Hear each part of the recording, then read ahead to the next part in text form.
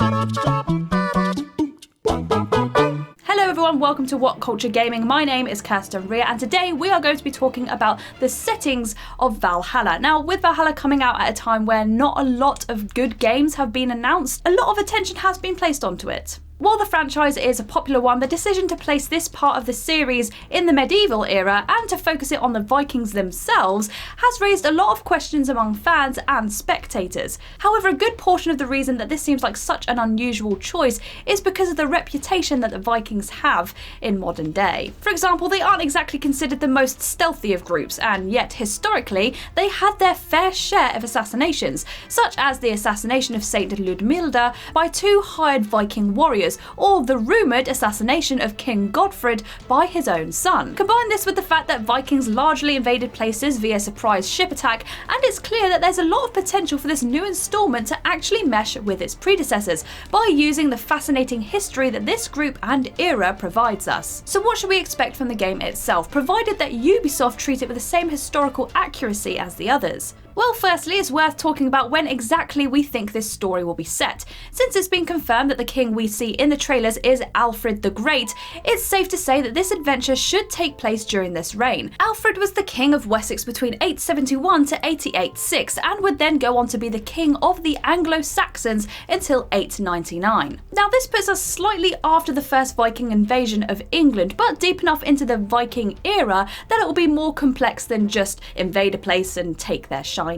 Vikings as we know them weren't a team, but rather groups scattered around Scandinavia, as the word Viking itself simply meant to raid in Old Norse. Similarly, while we often think of England as one unified force against invading threats, this wasn't always the case. With this in mind, there's a good chance the game could have you fight other Vikings who have formed alliances with specific English kings in return for land or wealth. Indeed, Alfred himself did this with the Viking leader Guthrum, splitting the kingdom of Mercia with him, which could mean that you, as the player, have the opportunity to team up with Alfred or another ruler. Since the production team have said that there will be difficult choices to make within the game, could this be one of them? Do you ally with the enemy and risk losing the confidence of your allies, or do you risk letting them die in future battles? Crucially, the topic of difficult decisions in the game has a lot of very grim historical potential. As we know, you'll be returning to your hub of operations in Norway a lot. It seems likely that you will be required to keep the morale of your people going.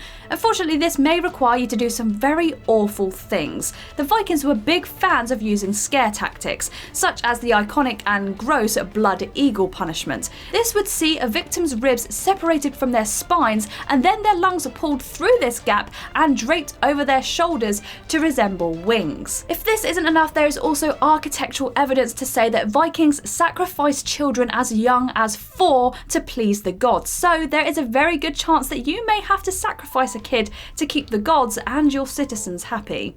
And to keep your gods happy, as we've also been told, Norse mythology will factor into the game. However, it is unclear to what degree we should expect this. The trailer appears to show us Odin himself, suggesting that we could be seeing a situation similar to Odyssey, Odin is with us! where mythological creatures and gods are real. This said, many have noticed that Odin looks a whole lot like a hooded assassin figure, meaning the game could also have this mythology stay in the land of fiction. Either way, it will be especially interesting to see how this factors into the game, as while it's easy to worry that this would make it too close to God of War, it'd be undeniably badass to fight the likes of Jotnar or a Kraken. There's a million exciting possibilities for Valhalla in terms of Viking history that it can take from, so hopefully we'll get another badass game which also teaches you a thing or two without you even noticing. And there we go, guys. I hope this video shed some light on the settings of Valhalla for you. If you have any other questions that you'd like us to delve into and dig up for you, then leave us a comment down below and we'll try our best to get you guys some answers. If you like this video, give it a thumbs up, and if you haven't already, click that subscribe button down there. But for now, I have been Kirsten from WhatCulture, and I'll see you in the next video.